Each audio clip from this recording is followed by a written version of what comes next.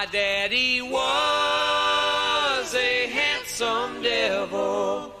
He had a chain 5 miles long. From every link a heart did dangle. For every maid he loved and wronged. 1, 2, 3.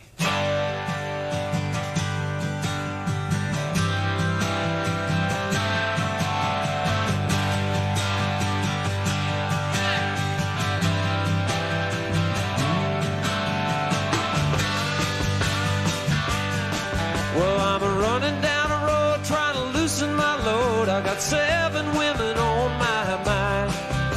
4 that wanna own me, 2 that wanna stone me, 1 so she's a friend of mine.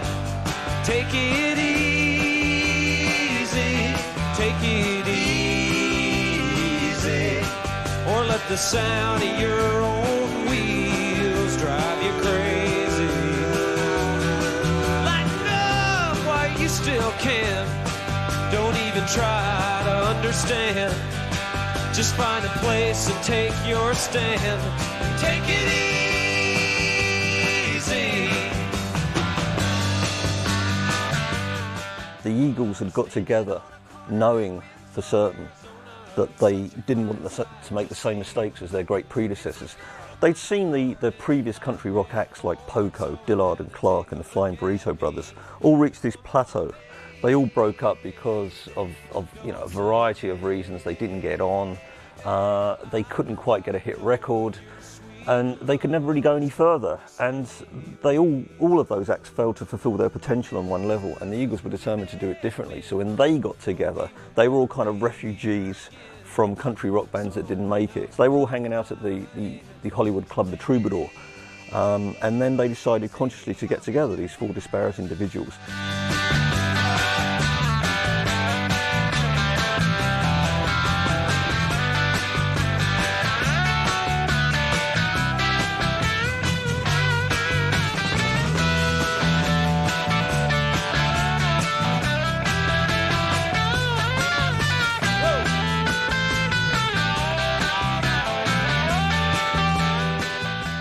When Take It Easy first came on the radio in 1972, it sounded immediately like a classic California pop record. It had all the reference points back to the great bands of the 60s, like the Byrds, Buffalo Springfield, Crosby, Stills and Nash, but it didn't sound like any of them.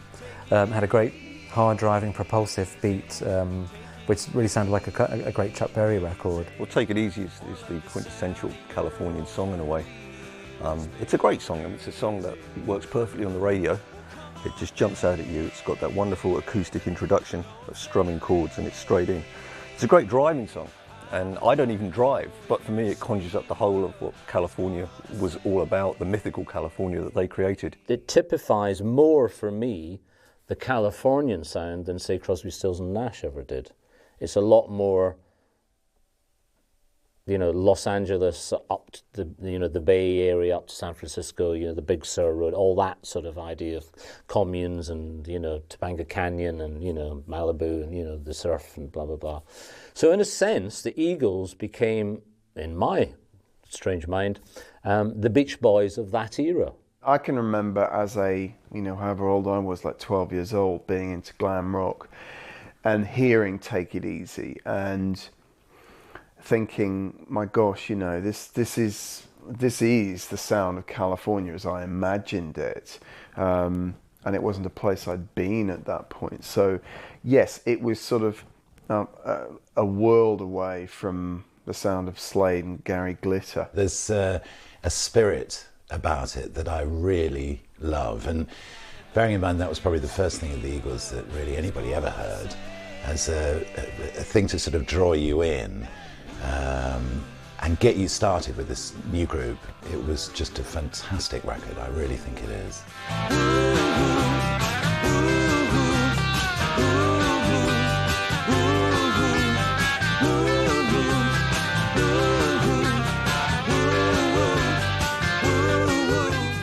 Take It Easy was made for radio. It had that kind of anthemic quality almost. as kind of laid back as it was. And yeah, I mean, Take It Easy, it was like almost like a mantra for the times in terms of American music. Suddenly this LA sound arrived with, you know, Little Feat, Bonnie Raitt. There was that whole Eagles family, John David Souther, you know, Linda Ronstadt. There was a very cool but sunshine sound about it all. And although the Eagles were part of that, there was a country angle to them that made it that little bit different. Take It Easy is, yeah, a really good calling card for that style, because it does, I mean, they get a little deeper with some of their records, as the, you know, with some of their other tracks, but essentially that is the sound of the Eagles. And in fact, I just the other night watched them performing in Melbourne on a TV show, and it, you know, although they had other musicians, you know, sidemen, it was essentially the same sound in 2006 as it was in 1972. It's also a song that I think is decidedly apolitical, which is interesting. It was co-written by Jackson Browne, who later, you know, is known for his political beliefs. But here we have a song in which we're told, you know, just to take it easy, and really, you know, nothing else seems to matter. They say that you should just forget anything else, put it completely out of your mind. Nothing really matters. Just lighten your load and take it easy. And it is almost like a sort of, if they put place names in it, it would have been the perfect travelogue as well. But it is the great driving song. And I think if you ever had a compilation of the greatest summer anthems, that would be pretty well top of your list.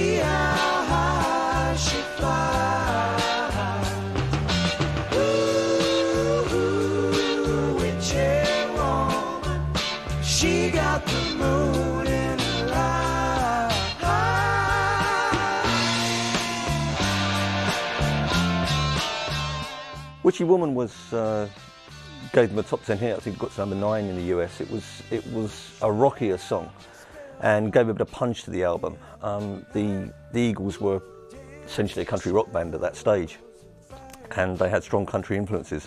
But this is a bit different, although it was co-written by Bernie Leadon, who was probably the most countrified of all of them in many respects.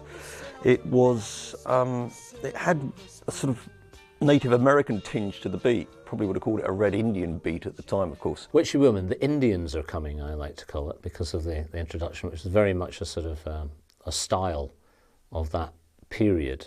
That's what you call musically patterns of force, which is like that, you know, an Indian sort of sound. As far as I was concerned, Witchy Woman was maybe the least interesting and convincing song on their first album.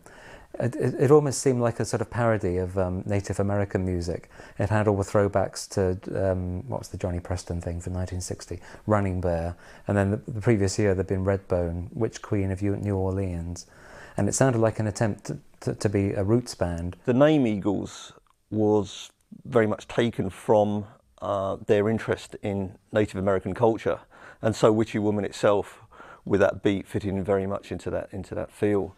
And it worked very well live. It was a good number. They wanted a few. They didn't want all their songs to be mellow, and that was one that provided, you know, a perfect complement to their mellower songs. I know you wanna love her. Let me tell you, brother, she's been sleeping in the devil's bed. There's some rumors going round.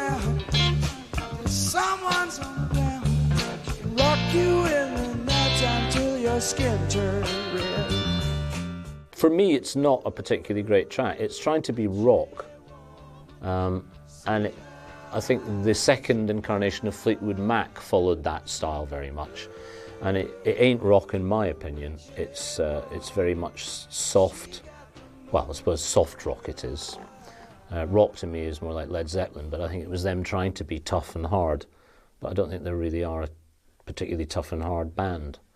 You know, even by the title, Witchy Woman, it's a bit sort of dark and, you know, different from their more sort of, I was walking down a road, you know, that sort of light, blonde-haired, you know, Californian thing.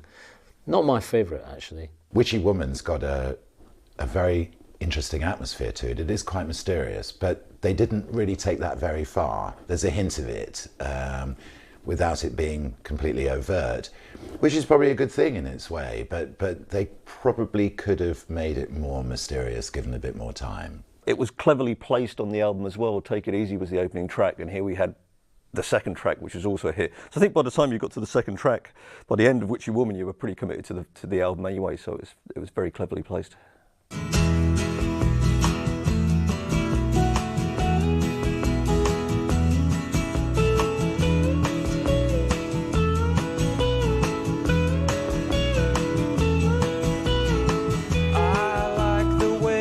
Sparkling earrings lay against your skin so brown, and I want to sleep with you in the desert tonight, with a billion stars all around. 'Cause I got a peaceful, easy feeling, and I know you won't let me down, 'cause I'm already standing on the ground.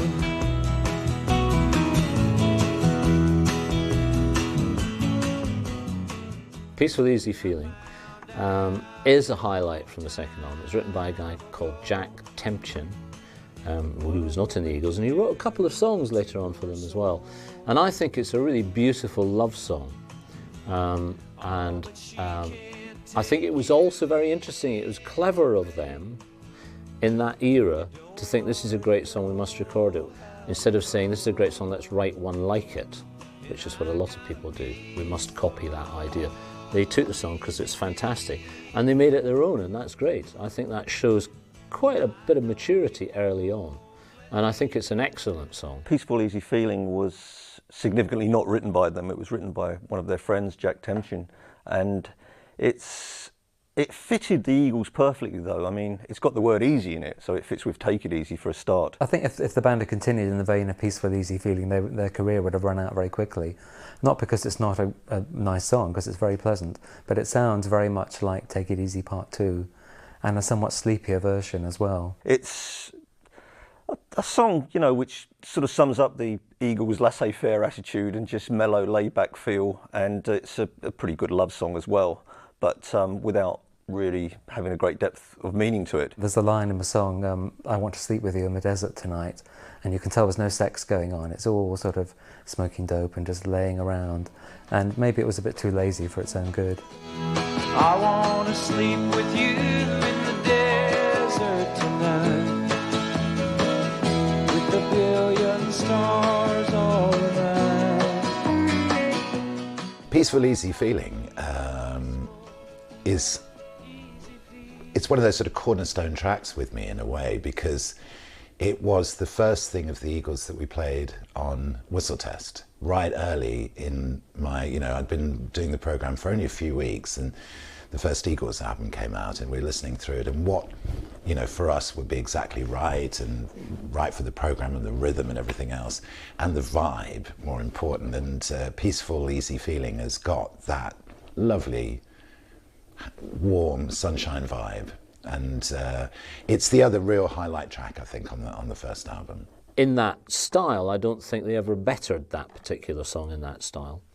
I think they produced other songs of that quality, but not quite in that style. Funnily enough, when they got back together, on stage they dedicated it to Saddam Hussein, which gave it an untypical political edge for once in its life. About the only time you could ever put any political connotations on that song whatsoever. But it fitted very nicely into the album, and gave them yet another hit.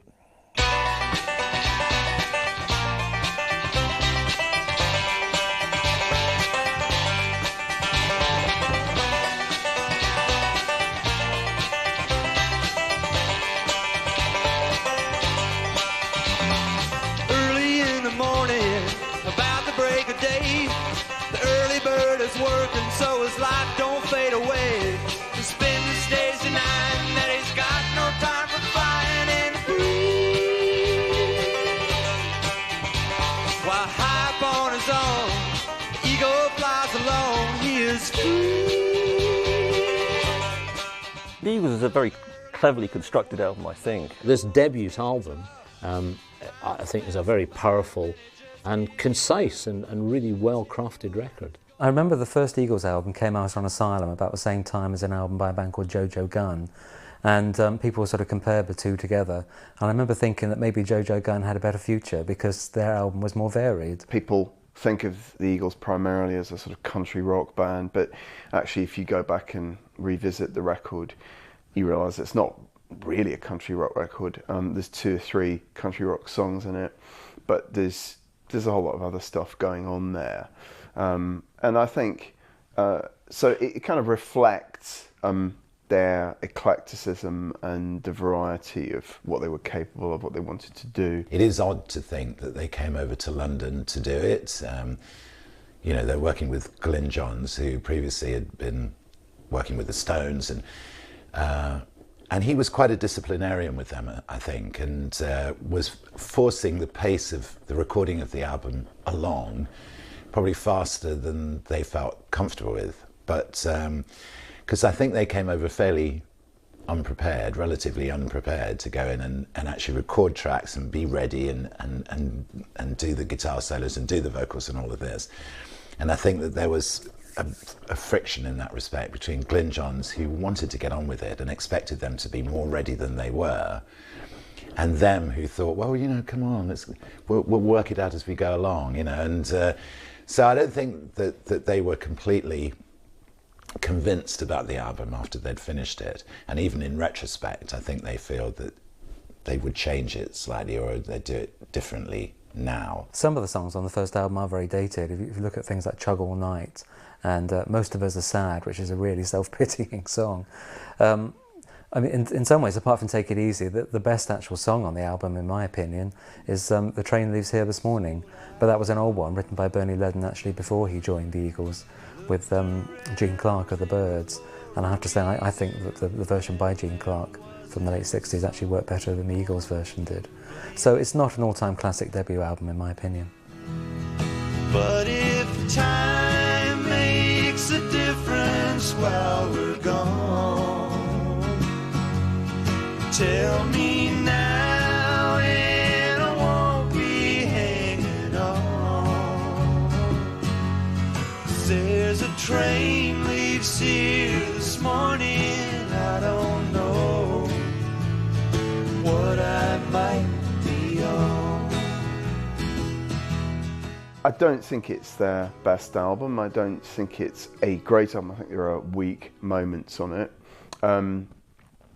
But, it did deliver in Take It Easy and Peaceful Easy Feeling in particular. It sort of delivered sort of soft LA country rock, blue jean kind of early 70s music on a plate, and it really... it gave it a kind of slick, professional sheen that it sort of needed to kind of lift it to the next level commercially. The Eagles, I don't know, they didn't really seem to have a direction at that point. They had 3 or 4 very strong songs, and they had a bit of a country rock thing going on, but there was nothing particularly distinctive about it. And I've always wondered whether that's because the record was made in England with an English producer. And perhaps if they'd made the first record in California with a Californian producer, it actually would have sounded more organic and perhaps been a better indication of what was to come. They were dueling Dalton,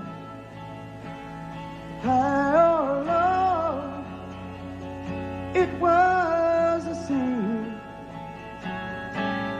Easy money and faithless women, red-eye whiskey for the game.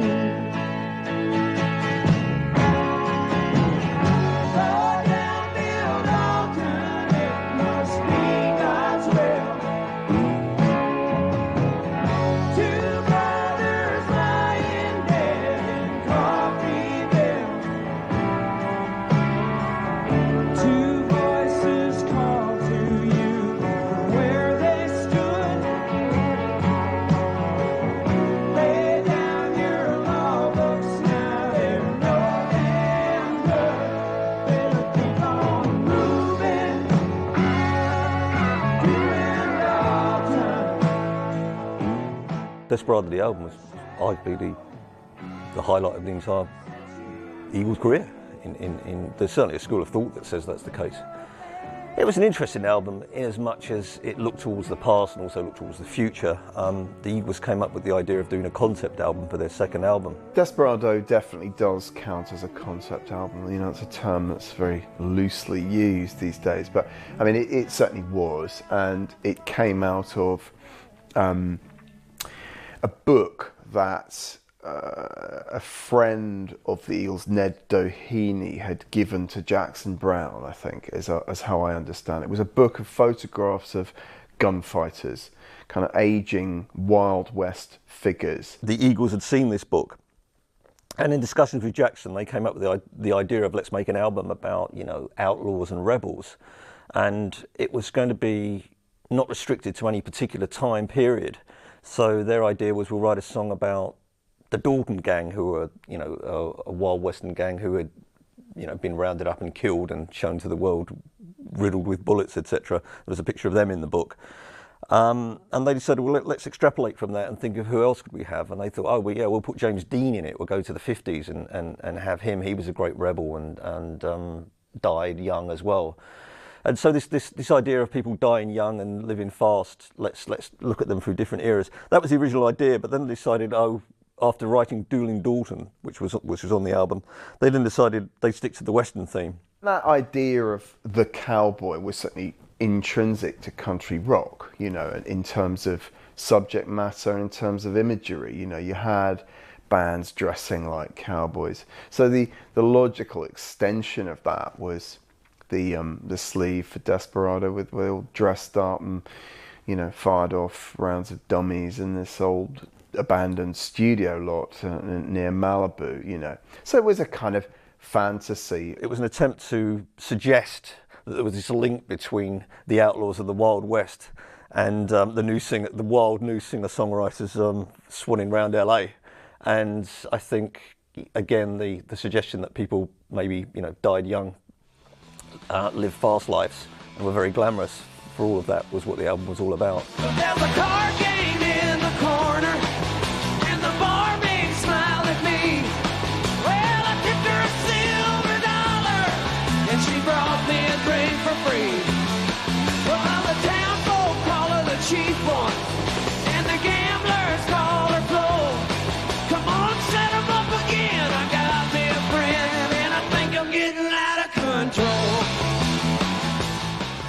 I think the key thing about Desperado was that the Eagles were quite bravely that they would actually perform the entire album in order live, which at the time was quite a clever thing to do. I saw them when they toured with that album in '73, and they were supporting Neil Young, who was at that stage doing Tonight's the Night, which is the wildest, most strangest record of the period. And it was just a strange billing to see those two, and the Eagles were an excellent opening act. They really were tight, and that was, I think, you know, everybody who saw them at that stage knew that they were going to be big. Desperado, why don't you come to your senses? You've been out riding fences for so long now. Oh, you're a hard one, but I know that you got your reasons. These things that are pleasing you can hurt you somehow. But you draw the queen of diamonds, boy. She'll beat you if she's able. You know the queen of hearts is always your best bet. And that seems to me some fine things have been laid upon your table, but you only want the ones that you can't get.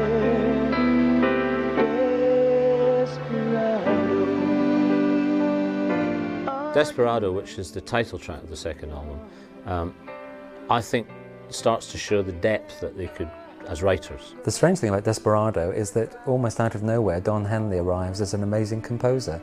He'd written almost nothing on the first album, and suddenly, first time out, he's starting to collaborate with Glenn Frey, and he comes up with one of the all-time great sort of heartbreaking ballads. It's certainly the first instance of Henley's ability to write ballads, that kind of plaintive, soaring voice. You know, I think that was a really important track. It's been covered by Linda Ronstadt, it's been covered by Bonnie Raitt, it's even been covered by the Carpenters. And in fact, I'm sure there are many other cover versions of the song. So it's something of a standard, really.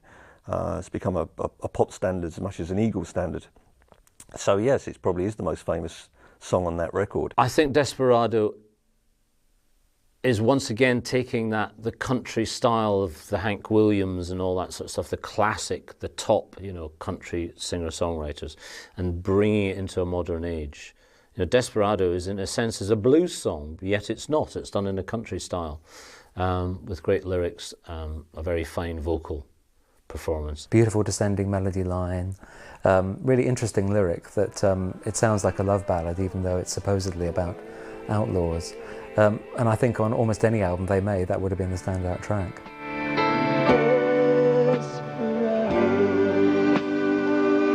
Why don't you come to your senses? Come down from your fence and open the gate. It may be raining, but there's a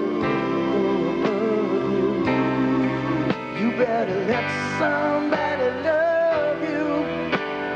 Let somebody love you. You better let somebody love you before it's too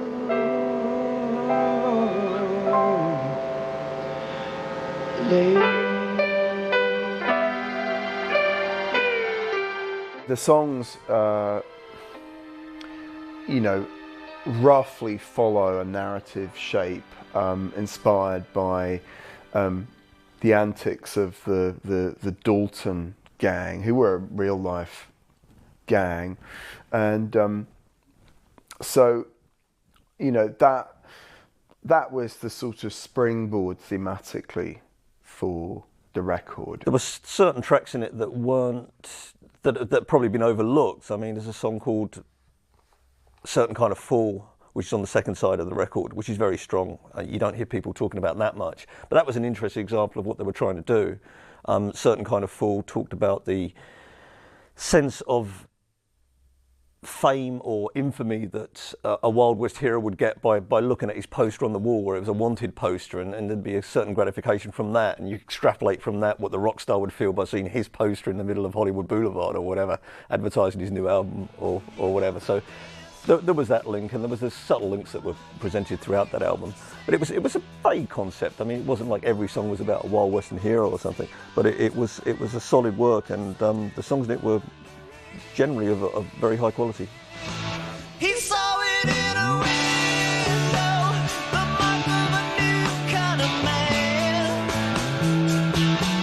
He kinda like a feeling, so shiny and smooth.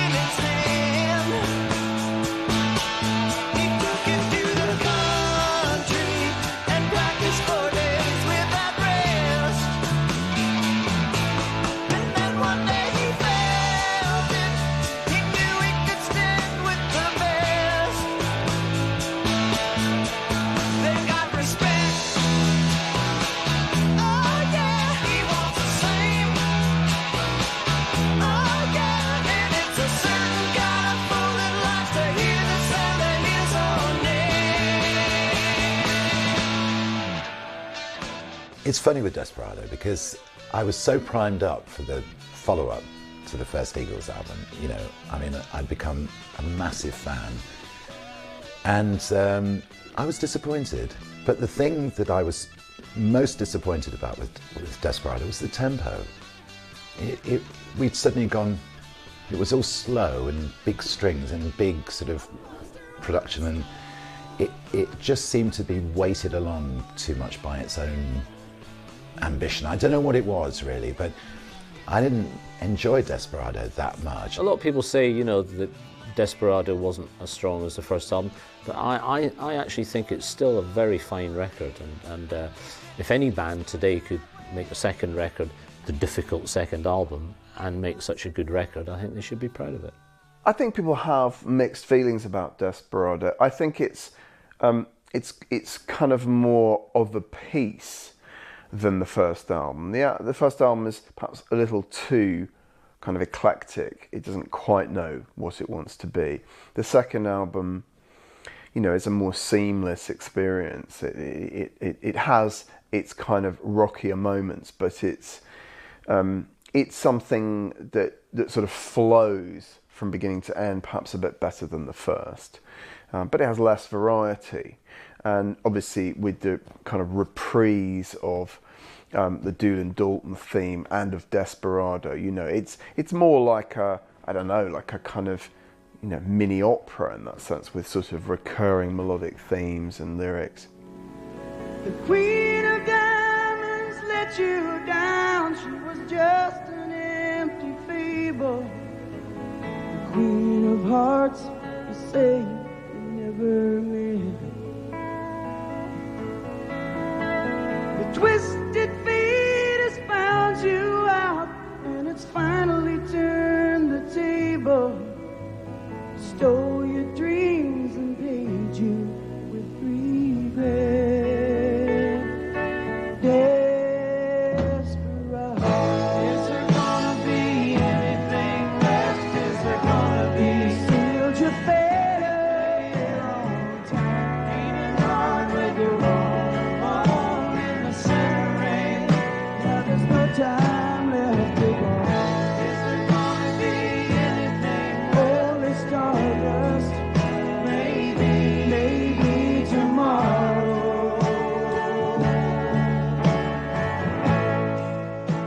My overall impression of Desperado, even sort of thinking about it now, is that it's kind of plodding. You know, there are some really good songs on it, as we know, but I just felt, come on guys, you know, let's just pick up the beat a bit here and get going more. And I still feel that about Desperado.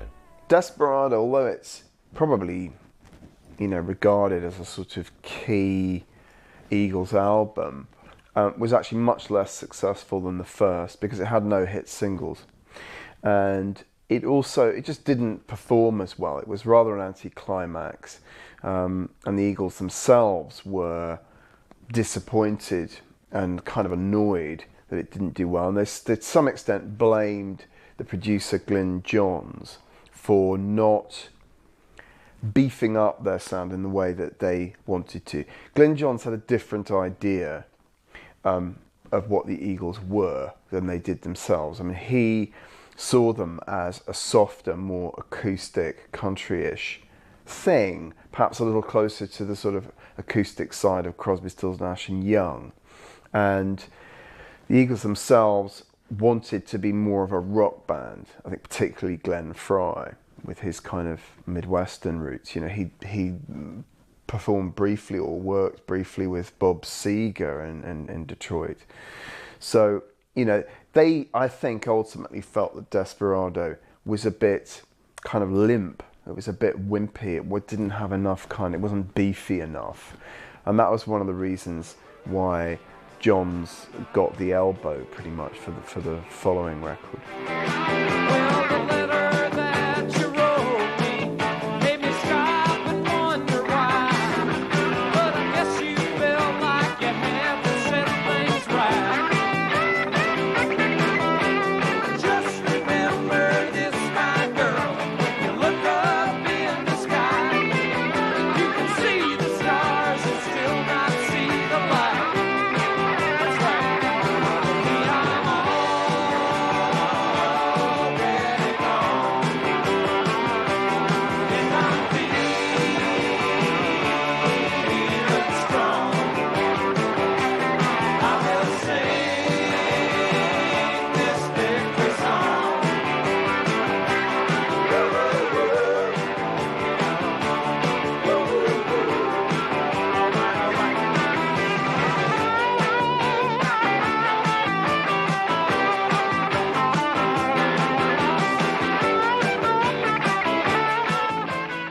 Don Felder's introduction to the Eagles was as much a necessity as anything. Don Felder brought a lot to the band, and I think it's important to register the fact that after Desperado, things changed quite radically in the Eagles camp. You know, they got this very feisty new manager, Irving Azoff, and they brought in this extra guitar player, Don Felder. Well, Don Felder, who was a friend of Bernie Leadon, and it was Bernie Leadon who actually introduced him to the band, brought not only pedal steel playing, great guitar playing, mandolin, banjo, songwriting, vocals. He brought a lot to the band. The most important thing Don Felder did was to make them into a live band. By all accounts, they'd been very thin as a four-piece on stage, and he suddenly gave them extra muscle. And you can hear that on the first track of On the Border, Already Gone, where there's suddenly all these extra guitar parts. On the succeeding album, On the Border, he was brought in, and you can hear his influence straight away on the opening track, Already Gone, which is a real rocky number, and it was much more powerful than what they'd done before. And that was exemplified in their concert. It gave them, you know, a greater ability to go to rock out. And I think they wanted to start moving away from the country rock label, not to be so country, perhaps more to be rock. They started off as country rock act with the emphasis on country. Now they wanted to be a country rock act with the emphasis on rock, and Don helped provide that. He wasn't a kind of country rock guy. He was from Florida originally, and so you hear that from the word go on that record. The difference he makes to Already Gone is considerable. You know, you've got that kind of twin guitar attack straight away, and that becomes a big feature of the Eagles' sound. I think the other interesting thing which he brought to the band was he sort of unbalanced it in a way. Up until that point, there'd been two sort of lots of power in the band. There'd been Don Henley and Glenn Frey on one side, and on the other side you had the more experienced Randy Meisner and Bernie Leadon, both of whom had had some kind of fame beforehand. Don Felder seemed to side with Henley and Frey, and suddenly the Eagles became their band rather than a sort of equal split four-way group.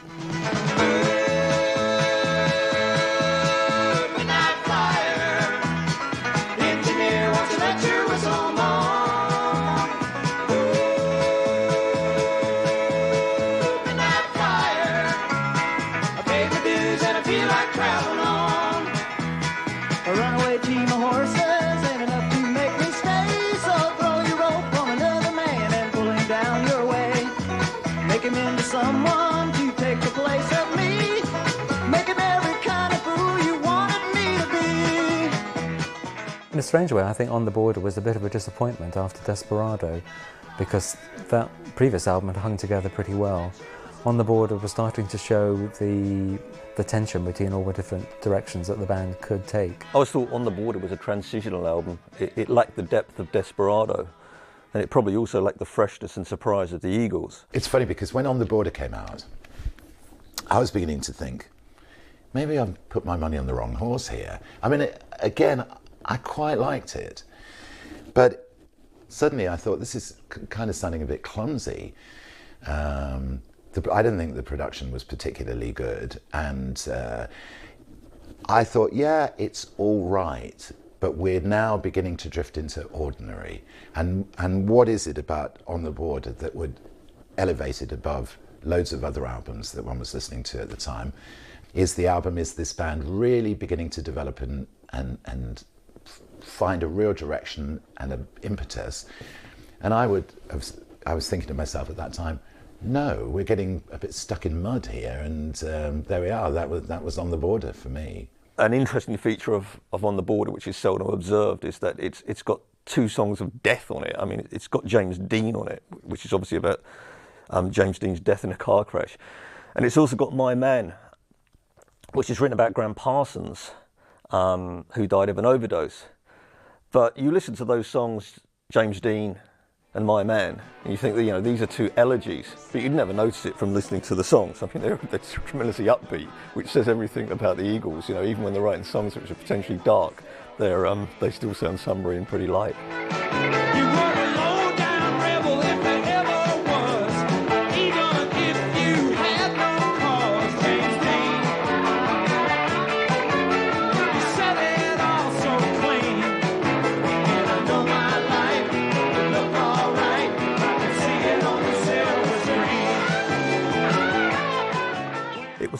troubled album in its genesis. It had started off being produced by Glyn Johns, a world famous producer who produced the Rolling Stones and the Who. He'd done the first two Eagles albums.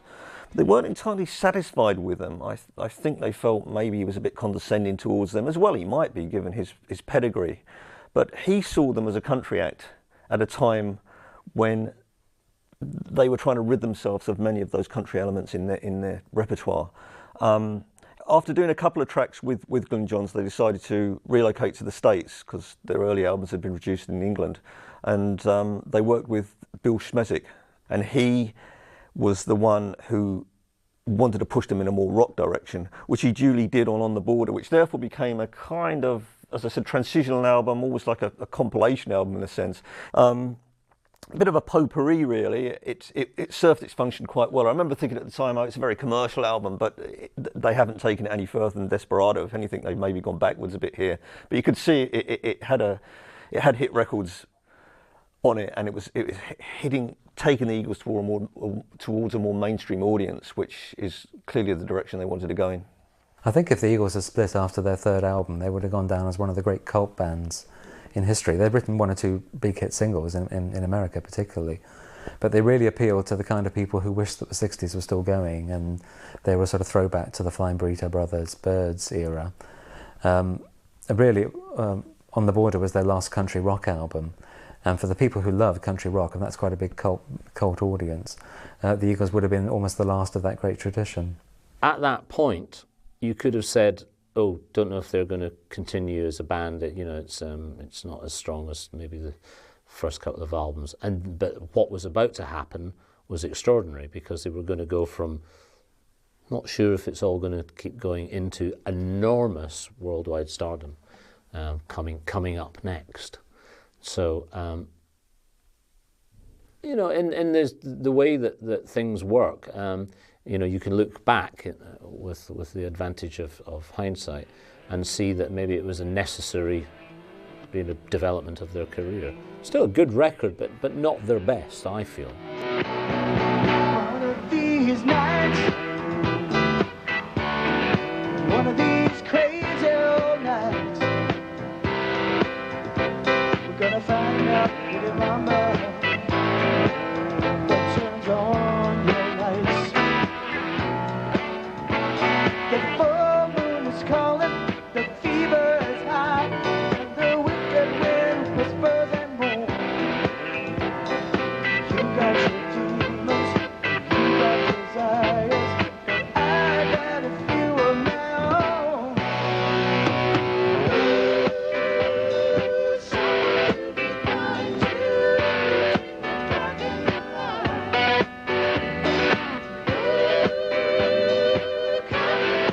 behind you, swear I'm gonna find you one of these nights. Following On the Border, suddenly came One of These Nights, and all the things that one was hoping for at the beginning when you first heard Take It Easy and Peaceful Easy Feeling arrived. By the time they made the fourth album, the Eagles' songwriting, or at least Glenn Frey and Don Henley's songwriting, really seemed to have progressed to the point that they could turn out rock standards at will. Don Henley and Glenn Frey were very much the driving force now behind the Eagles.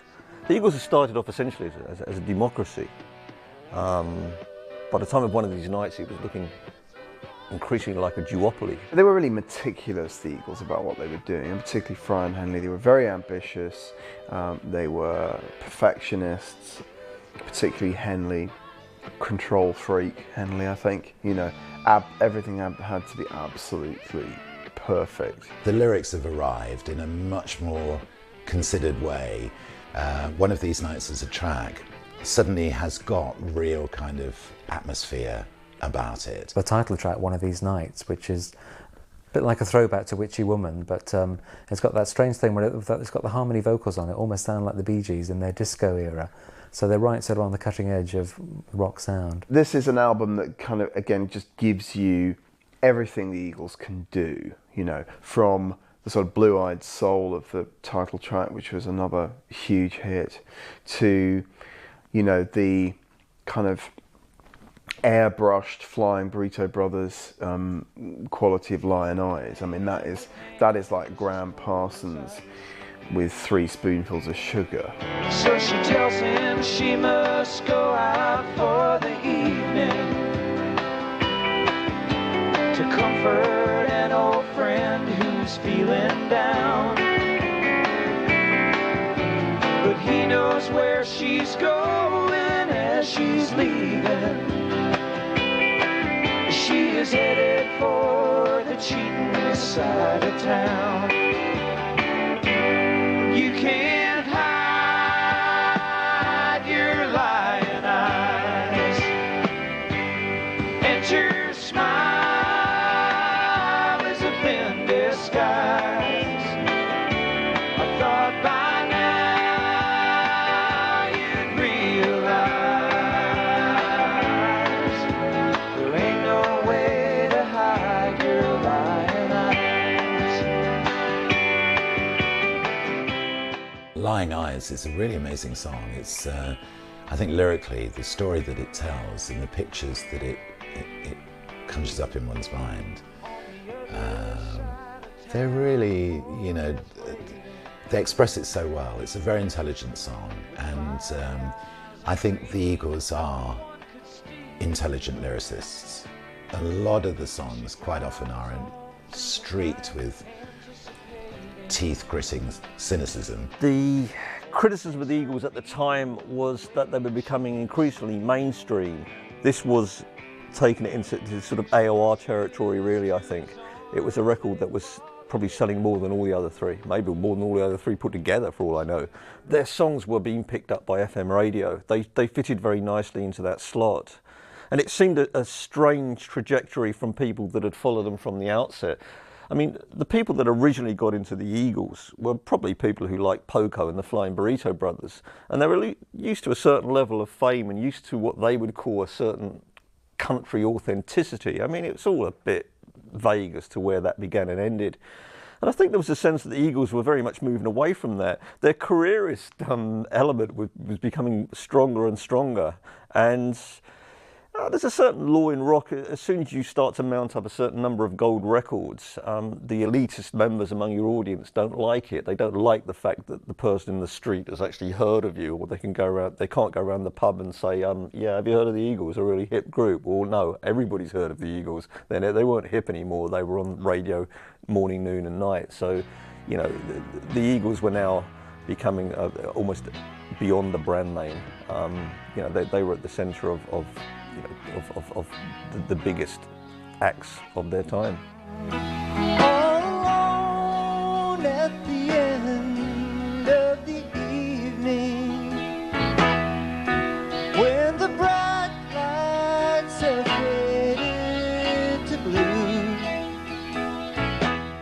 It felt to me that they'd suddenly sort of found their voice, if you know what I mean. They'd found the sound, you know, they'd found this place and this niche and this voice. They'd found lyrics, they'd found drive again, let's face it. There's just a bit of everything. There's Randy Meisner doing his Blue-Eyed Soul thing on Take It to the Limit, which is like, you know, Harold Melvin and the Blue Notes visit Laurel Canyon. I mean, it's totally kind of inspired by If You Don't Know Me By Now, and became one of the kind of live highlights of the Eagles shows. Meisner's solo turn in the spotlight singing Take It to the Limit, yeah, which is a terrific song. So put me on a highway and show me a sign and take it to the limit one more time. They were now finding it easy to record albums that had 2 or 3, you know, top 10 singles on it, and this was the case here again. There was much more energy, it seemed to me, on the album than we'd heard since the first one. And again, you know, I really responded to that and liked it a lot. This was a huge album, and it really did cement the Eagles' place as one of the biggest bands in the world. It seemed like they were hitting a peak, but there were even bigger records to follow. They already established themselves as probably, you know, one of the biggest acts of their era. Now they're on the stage of probably been the biggest act of the era. The confidence was there. They were at a height in their career. Things were going good.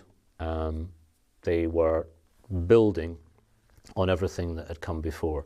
So they got to this point in their career and things were going pretty well.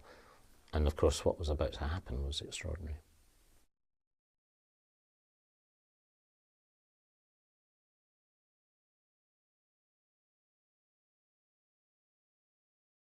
Just as Don Felder's arrival had made a huge difference to the Eagles' sound, so the arrival of Joe Walsh. Joe Walsh was the most unlikely recruit imaginable to the Eagles. I mean, he came from a completely different background. But as they'd proven with Don Felder, even though they got this new guitarist, it still wasn't enough for the Eagles live. They wanted a rockier sound. They wanted to take it someplace else.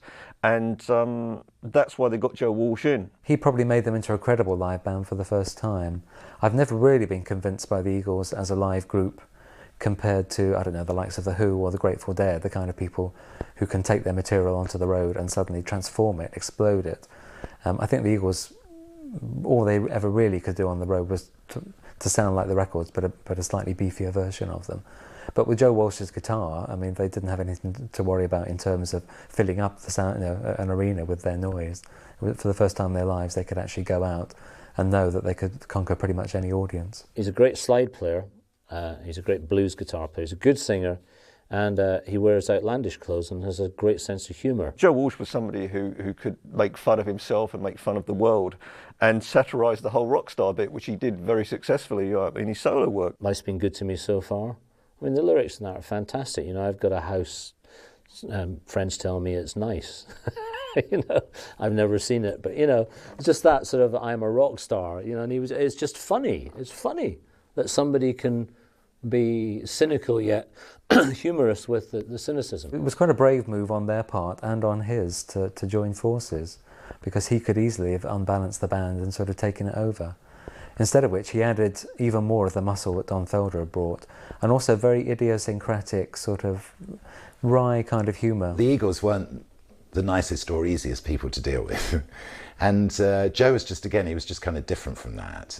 You just got the feeling, Joe Walsh, you know, there's rock and roll with Joe Walsh. Life's been good, you know, hey man, let's just... And the Eagles, there was so much infighting and everything else that Joe just brought a nicer vibe in with him as well. Nobody, I don't think, could have anticipated how well it worked. It transformed them live. They sounded better than ever. They sounded one of the best live acts of the era in terms of the precision of their sound. And his influence on Hotel California was profound and added something to the Eagles that had never been there before.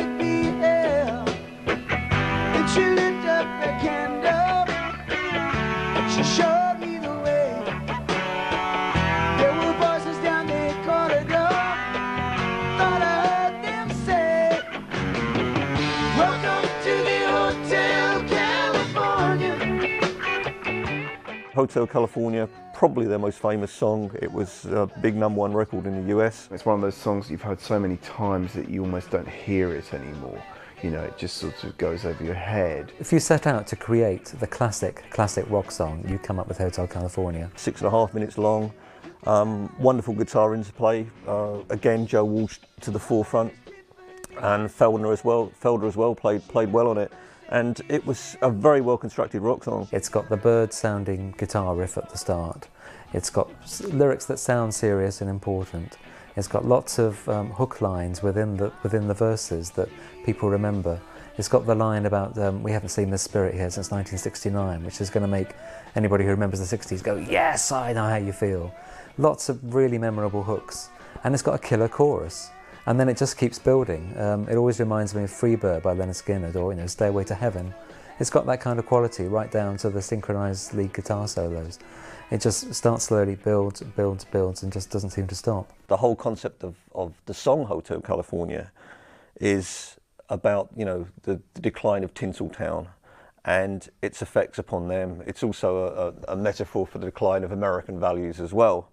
And on another level, it's a comment on the Eagles' own ambitions and careerism and where it's left them at that particular stage. It was a song talking about the way that the Californian dream had turned into a pretty strange place, which Hollywood, or California in particular, had become.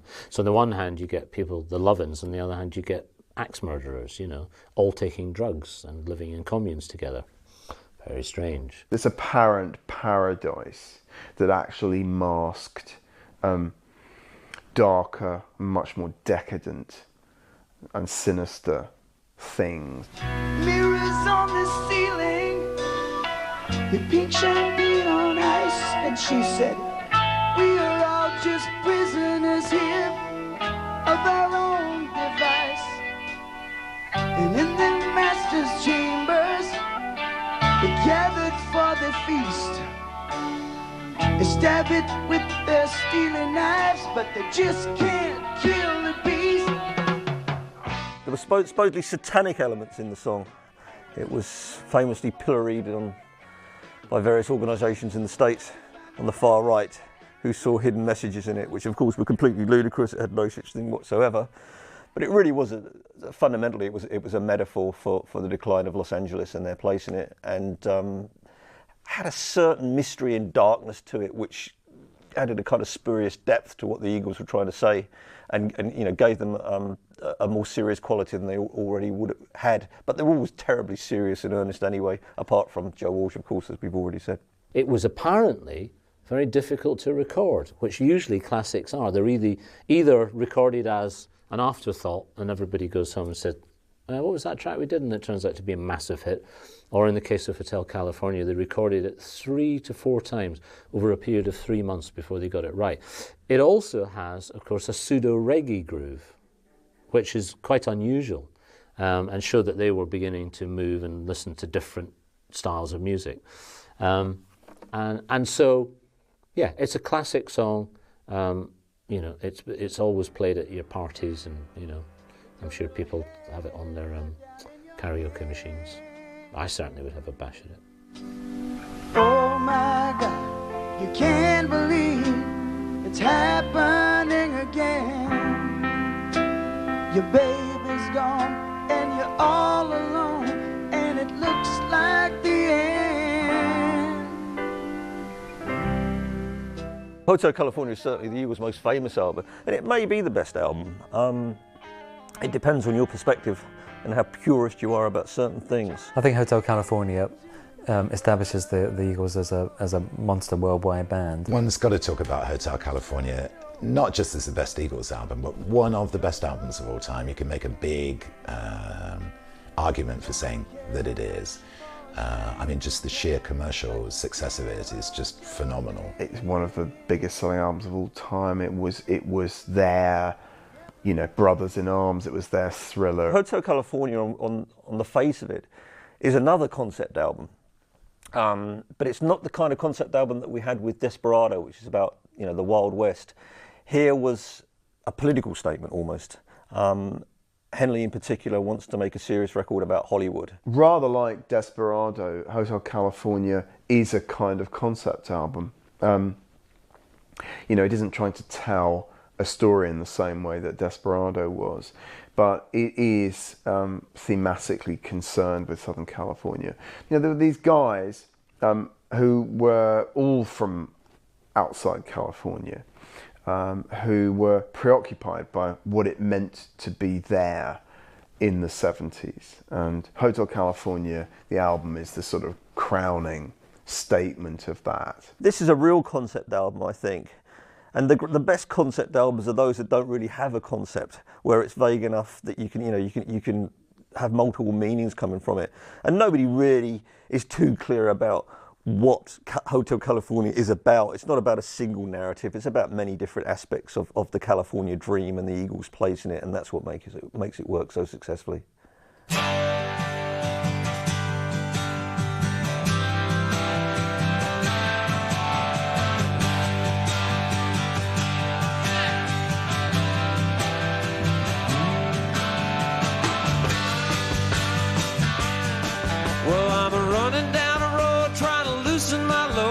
got 7 women on my mind. 4 that wanna own me, 2 that wanna stone me, 1 says she's a friend of mine. Take it easy, take it easy, or let the sound of your own wheels drive you crazy. Lighten up while you still can. Don't even try to understand. Just find a place and take your stand. Take it easy.